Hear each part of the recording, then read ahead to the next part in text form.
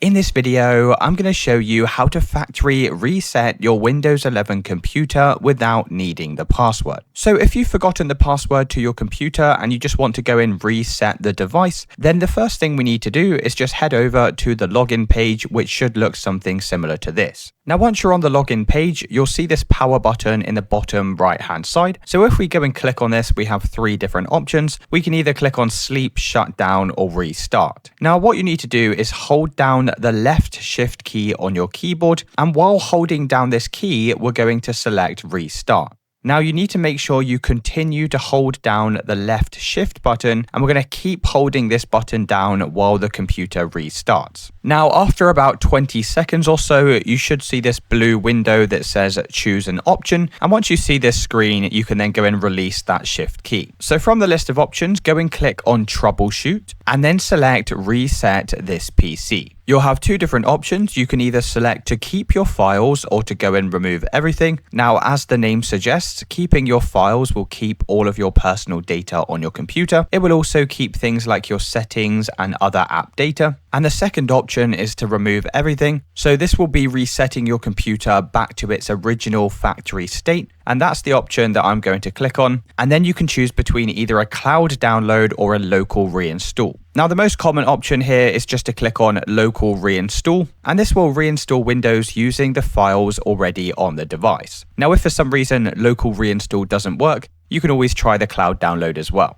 And then just give that a few seconds while it goes and prepares to reset all of your data. Now you have the last option to just remove your files if you're deciding to keep this computer, or you have the option to clean the drive fully. Now, if you're selling this PC and you want it to go back to its original settings, then I'd recommend selecting clean the drive fully, but this is entirely optional, so just select the option best for you. So now you can just continue while your computer restores back to its original settings. Let me know in the comments if you did find this video helpful, and I'll see you with the next one.